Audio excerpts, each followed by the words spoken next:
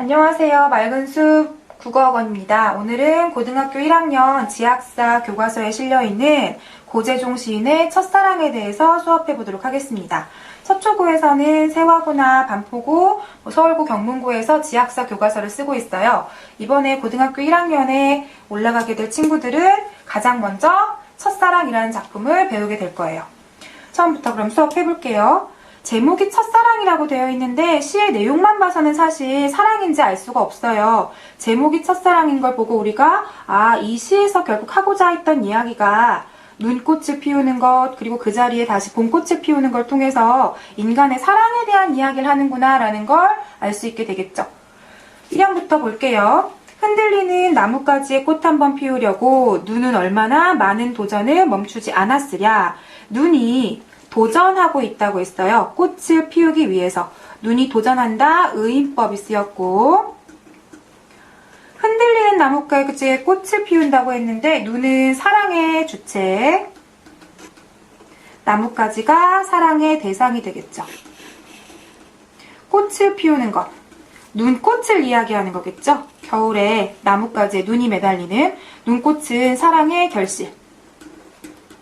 제목인 첫사랑이겠지. 첫사랑. 많은 도전을 했다고 했는데 이연에선 그 도전의 내용이 조금 더 자세히 언급돼요. 싸그락싸그락 두드려 보았겠지. 남분분 춤추었겠지. 미끄러지고 미끄러지길 수백 번. 싸그락싸그락 남분분 미끄러지길 해서 반복을 사용하고 있고, 싸그락싸그락 같은 경우는 음성상징어, 소리를 흉내내는 의성어이기도 하죠. 보았겠지, 춤추었겠지, 종결어미도 반복됐다는 거 알 수 있고요. 바람 한 자락 불면 휙 날아갈 사랑을 위하여. 눈꽃이라는 건 나뭇가지에 매달려 있지만 바람 한 자락 불면 휙 날아간대요. 휙 날아갈 사랑을 위하여. 첫사랑의 속성을 이야기하는데 첫사랑이라는 건 이렇게 쉽게 상실될 수 있다는 거죠. 순간적이기도 하고 가변적이기도 해요. 근데 그 사랑을 위해서 눈은 햇솜 같은 마음을 다 퍼부어준다고 했어요. 헌신적인 태도이고 정성 어린 태도이죠.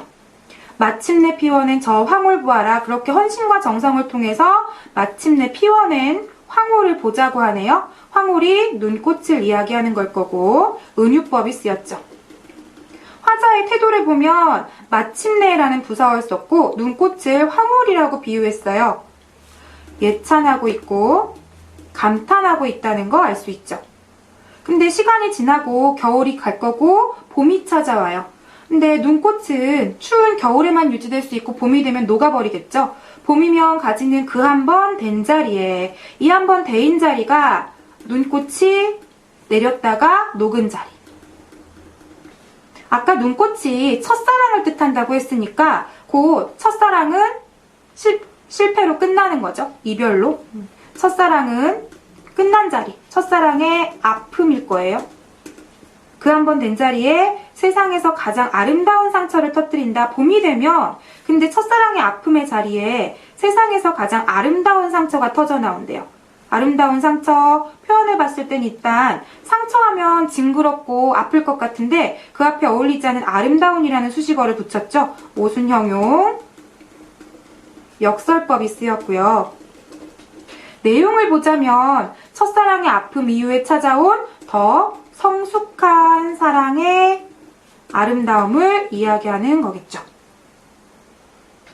일단 가장 중요한 건 겨울에서 봄으로 시간의 흐름에 따른 시상의 전개를 보이고 있고, 이연에서 반복이나 의성어의 사용 같은 표현법들 사용하고 있다는 것, 눈이 의인화된 대상이라는 것, 그리고 꽃이 상징하는 것, 눈꽃이 상징하는 게 첫사랑, 마지막에 세상에서 가장 아름다운 상처가 역설법이 쓰였고 성숙한 사랑의 아름다움을 의미한다는 것 기억해두면 되고요.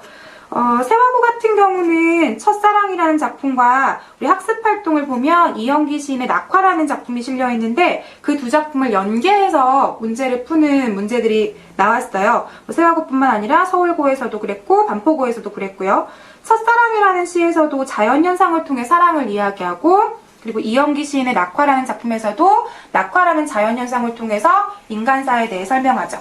그리고 중요한 게 세상에서 가장 아름다운 상처라는 데서 역설법이 쓰였는데 이영기 시인의 낙화에서도 역설법이 똑같이 쓰였다는 거